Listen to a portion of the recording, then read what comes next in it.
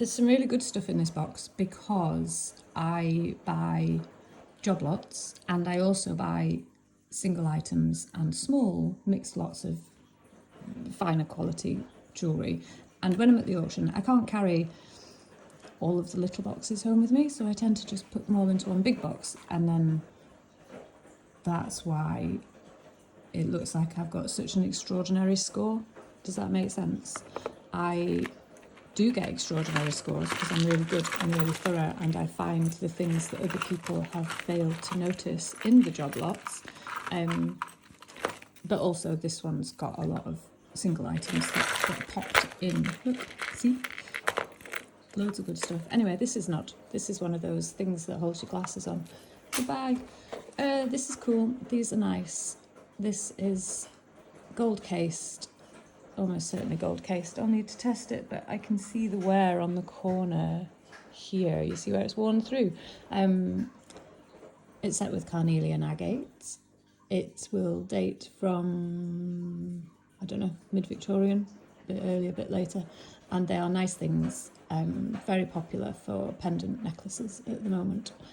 The price in the caption. Now I'm muddling up my boxes. Get a new box. Next, you're cute. Bloodstone. So the stone in this is called bloodstone, and it is a kind of green with little flecks of red iron-based stuff in it. It's tiny, teeny tiny little ring, and it's 18 carat, and it's London hallmarked, and it's got a date in it, 21/6/16. That's sweet, but it's tiny. It's going to be maybe a JK, somewhere like that. Cute thing, good though. Right, coral. Untangle. Uh-oh.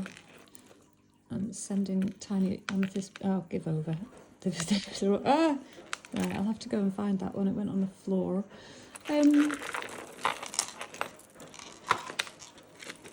Tangled thread. Right, we have coral beads, and these are interesting because we have a mixture of coral branch and coral beads, the round ones, which are much more coveted than the coral branch. So that's quite an interesting thing. As you can see, it's been done with nylon wire, which is not very pretty, and it all needs to be restrung. Probably with a nice clasp, because just because it can go over your head doesn't mean it should. Price in the caption. Going to date from pre-1950s, 1920s, give or take a bit. It's hard to age things like that, especially when there's no clasp on it. The actual coral beads tend to be earlier than coral branch. This is nice. These sorts of little trinkety things I adore because somebody put it together and it meant a lot. All of it meant a lot. There were reasons for this coin and this coin, and the smallest thimble I have ever seen in my entire life. I've seen some wee ones, but that is minute, and it's stamped sterling. And then we have a little cross that has also seen better days and has the legendary teeth marks that I keep talking about. That it's because it's been bitten. Like somebody bit it to do that. Almost certainly a bite. Anyway, perhaps not, but I think they're from teeth marks. So we have a little Madonna. Is it Madonna? Yes. Oh, Marie Concusan, Pêche, Priez pour nous, qui avons re pour vous. I'm rubbish. I've got such a northern accent when I try to say French. I'm doing German on Duolingo at the moment to see if I'm any better at that. This is a little threepenny bit, 3D, as they had D's next to pennies in the old days. 1916, so it's an old one. But what a little collection that someone's put together. And we'll never know what the significance of these things were, but they were clearly quite religious with their cross. And what they had it fastened to, who knows, maybe it was just hooked onto their chatelaine. Because that's the kind of era, you know, coming out of chatelaine times. I'll put the price in the caption. I found a moonstone. That can go in my box of moonstones. It's pretty though, look. I've got a whole load of gemstones that you can see I kind of started testing and then I got a bit sidetracked by other things. Now they just live there. I get a bit stuck sometimes, I don't know where to go, and I don't want to get stabbed by that. Oh, there's two. That's nice. So a pair, oh they are nice, look at the pattern on them. A pair of hatpins, glass, circa 1920s, 30s. Just steel pins, but really pretty glass with that painting, the highlights. They're lovely. They go in a good pile. What to you? That's, someone was asking about the green thing. There is a brooch and there is a matching earring to go with the brooch, but they're just question euros, so goodbye. And we have a tiny little, they're sweet.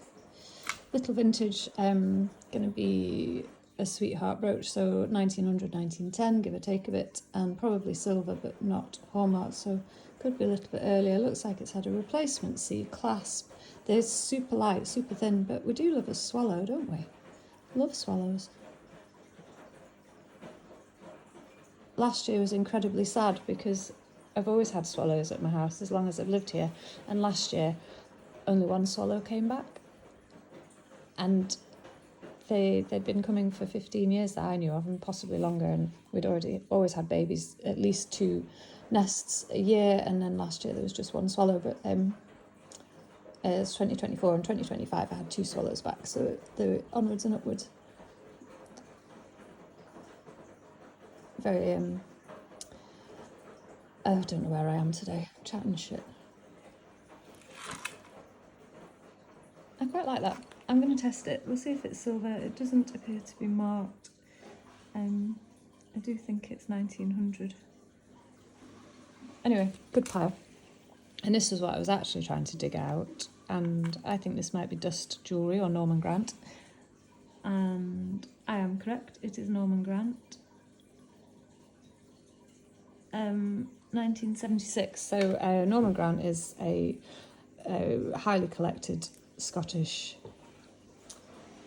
silversmith, jewellery designer.